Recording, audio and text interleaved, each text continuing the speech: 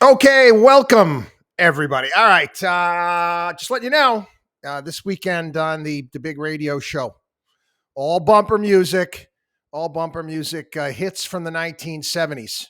I've been enjoying doing this. We're like picking the various different years based upon milestones that we're hitting. The unfortunate thing is the milestones that we've been hitting throughout this Biden administration suck.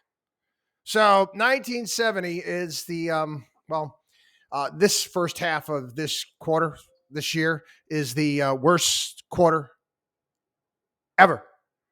No, not ever. Well, since 1970. That's just how bad the markets have done. Worst first half of the year since 1970. Anyway, 83% of Americans cutting back on spending as economy careens towards crisis, poll finds.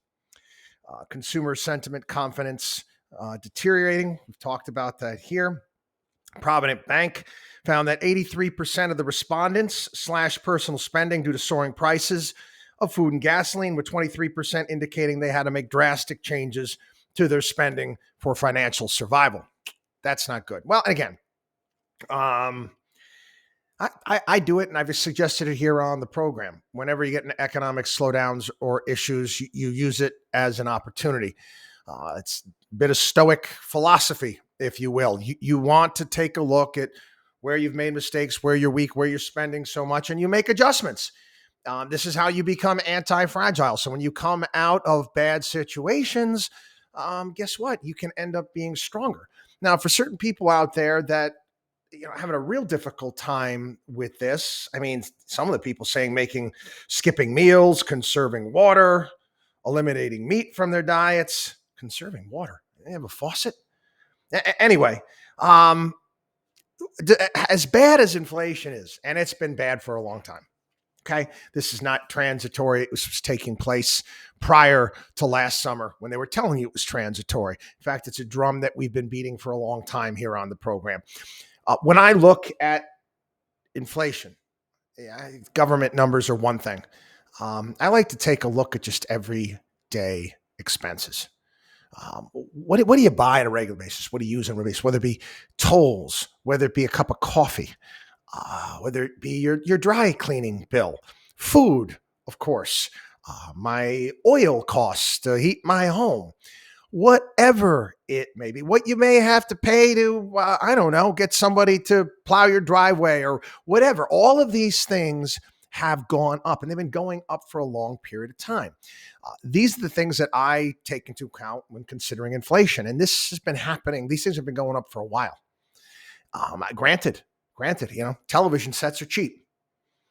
You got a cheap television set. A lot of things you can get out there. The prices have come down over the years, but the things that are most important to me are those items. And that's what should be considered when it comes to inflation. With that being said, I was, a couple stories here. Powell says Fed must accept higher recession risks to combat inflation. Okay. They're raising rates, but they're not going to raise them that high. There's a story. This Wall Street Journal. When was this? This a few days ago. U.S. paying more to borrow as Fed raises rates. No kidding. I mean, that's obvious, right? They're going to have to pay more to borrow money. We are going to be paying more. Okay. Not the United States. We're the United States. I have a 4th of July holiday here. Who pays? We're going to pay. We're just like right now, we're paying for all of those handouts and giveaways via inflation. Well, guess what? We're going to pay more in interest on our national debt. Why? Again, our government it wasn't 30 years that they were borrowing money at. They were borrowing money, short-term instruments, and rolling it over again and again and again. And we're not fiscally responsible. We keep adding to our debt. We keep adding to our debt. They love touting, deficits have come down. You're still spending more than you're taking in. And we still are $30 trillion in debt. So you've achieved nothing, in essence. Anyway, I saw this today in the Wall Street Journal. There was another piece yesterday. It was in the Epic Times. Basically, watchdog on Wall Street echo chamber. Something that we talked about for some time. The Fed doesn't have all of the tools at their disposal to knock inflation down. They don't. They can't. They can't raise rates above the inflation rate or even at the inflation rate or anywhere near the current inflation rate. They can't do it. It would blow up our budget. They just have to turn around and start printing money again to make the interest payments. Yeah. You try to explain to me, okay, how in the world we're going to budget in a 10-year at 7-8%. Huh? It's not in the cards right now. It would be devastating. Everybody, harken back. I've mentioned before, harken back to the whole, Greece and Italy and Portugal, Spain, Ireland, all that problem that they had back in 2010. Now, they couldn't print their way out of the situation. They needed a bailout to some degree, many of them, some more than others, from the European Union. And what else did they do? They cut everything. They cut everything. Oh, yeah. Yeah, as I said, my wife's relatives are there. The government, the pension, their social security system, cut. Yeah, massive cuts. Again, that's what they had no choice. They couldn't print their own money, and they were begging for money to just stay afloat, and it's going to have to deal with. Do you think that that's going to happen? No, it's not going to happen. It's not going to happen. So I've been explaining inflation has been here with us, and it's here with us to stay. It's here with us to stay. Some of the things we could get down, we can get food costs more in line. We could get energy costs down, but a lot of these things are also due to inflation. Regulations. These are all due to the government getting involved and making things more expensive. There'd be the federal registry, hundreds of thousands of pages long, all the acronym agencies, judge, jury, and executioner, making things more expensive. Actually, story today, the Permian Basin, Texas. The EPA wants to step in and regulate ozone to a greater degree. They're saying it's producing too much ozone, could shut down a lot of those wells. Again, we don't really, Congress doesn't really legislate anymore. They've outsourced that. Congress has outsourced their job for the most part to unelected bureaucrats under the executive branch of government. Am I wrong? They have. So some of these things, yes, we could get the government out of the way. I'm going to, again, this weekend on the radio program, we're going to talk about that and the need for America to become competitive again. I had this story here, and we'll talk a little bit more about freedom tomorrow and where we are in the world. 25th in the world as far as economic competitiveness. 25th in the world. And there are a few ex-communist countries that are ahead of us.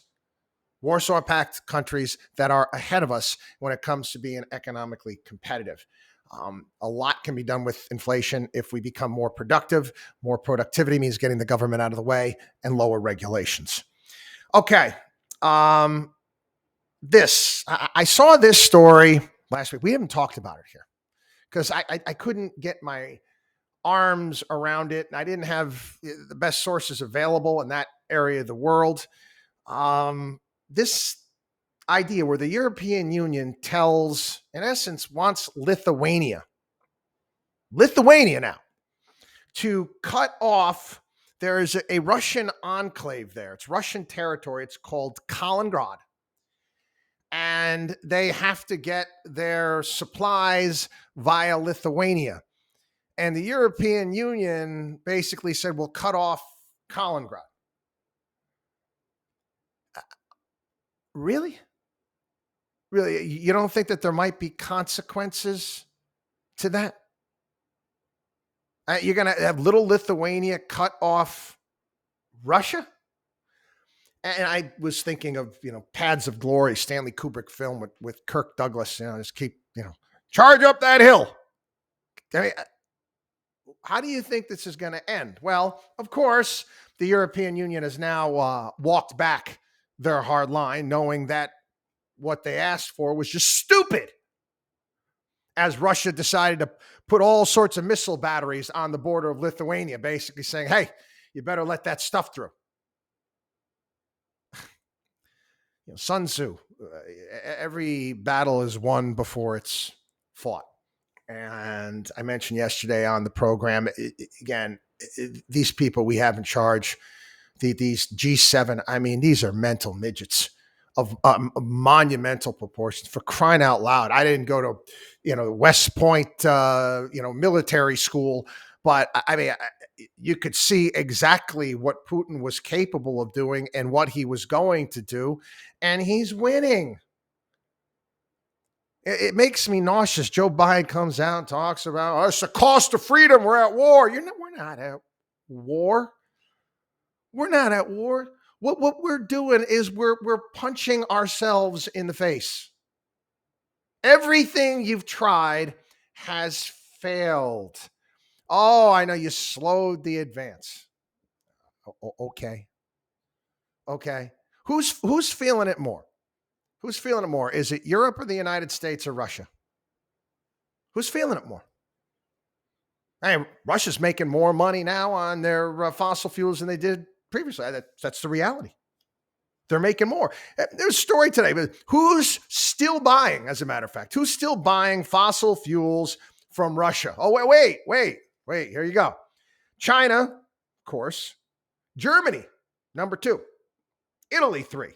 Netherlands, 4. Turkey, 5. Poland, 6. France, 7. India, 8 on that list.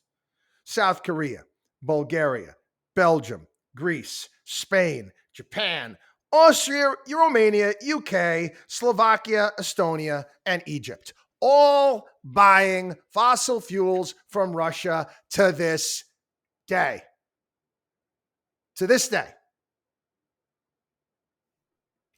What exactly do you G7, what do you people actually do? I mean, how vapid could you be? And the policies that again, people, it's just such a moment where you got to wake up and realize that the elites, these people running the show, they're not so smart. I mean, you could see this coming. I had this conversation yesterday with someone talking about, Trump knew exactly what was going to happen with Putin and Germany basically saddling up, and he warned about this. And I'm like, yeah, he was, but he wasn't the only one. Even Obama was like, what the hell are you doing? This doesn't make any sense. He mentioned it. He didn't want to upset the apple cart because, again, he was more concerned about being liked, more concerned about being loved, especially with the Europeans than anybody else. You remember that campaign speech he gave in Germany? Do you remember that? He actually gave a campaign speech in Germany. Remember all the people that came out to that thing? Anyway, Stephen Hayward piece today talking about Biden at the G7. This week's G7 meeting in Germany brings to mind the Mark Twain quip, history doesn't repeat itself, but it rhymes, or swap it out. Like Santayana's familiar, those who cannot remember the past are condemned to repeat it. G7 has to be judged the worst G7 meeting since the one in Japan in 1979. Now, again, I can't recall many G7 meetings, but again, we've been making fun of it here on the program because it's been just that big of a joke. The 1979 conference took place amid a global energy crisis and rising inflation. The other factor these two summits, 43 years apart, have in common, an out-to-lunch president. Yeah. The G7 wants to limit imports from Russia through a price cap. Yeah. What if Russia says no? What if Russia, no. Nah, you know what? You're going to only let us sell our oil for $10 a barrel? Well, we won't sell it then. Oh, you want to have oil at over $200 a barrel? Maybe you do. You guys just put stuff out there. I think that actually make people think that you're actually working or actually coming up with something. But honestly, you consistently insult my intelligence with this bullshit. I mean, it's just ridiculous. Price caps, yeah, because they work every single time they're tried. Oh, but Biden's gonna head out to the Middle East. Got to get out there. Got to get out to the Middle East. Got to go kissing buttocks of the Saudis. Now again, I don't believe in meddling in other countries' affairs. Saudi Arabia is going to do what Saudi Arabia is going to do. But you do know you're going to kiss buttocks. The Saudi government started removing anything with rainbows from their stores. Yeah. Because they think it's making people gay, or I don't know. They don't want any idea thing that they're celebrating gayness. This is coming from, we're still in Pride Month. Today's the last day. It's just the whole thing. It cracks me up. It really does. As in 1979, when the other G7 leaders were harsh toward President Jimmy Carter at the summit, this week, France's Emmanuel Macron tried to talk some sense into Joe Biden, who seems to try to be emulating all of Carter's policy mistakes. Macron advised him that the Saudis and other top Persian Gulf producers are close to current maximum capacity, and they aren't able to bail us out. National Security Advisor Jake Sullivan intervened to spare Biden what was about to become a public embarrassment. Since the subtext of Macron's advice was that the United States needs to get its act together, starting with looking to our own oil resources for relief. Yeah, I can go on. It's an interesting piece. But again, all stuff that we told you. All things that we told you. Europe is going to get tired. There was a couple stories today saying that what's going on right now, they're going to have to cut their gas usage in half. They're not going to do that. They're not. Anyway, I'll talk about this at great length this weekend. It's sad. It's sad, but I don't know what to do. I've been doing this for a long time. People call us and ask us about various different investments, hedge funds, you name it, and I take a look into them for people. These people, I don't have accounts with me here. They want my okay.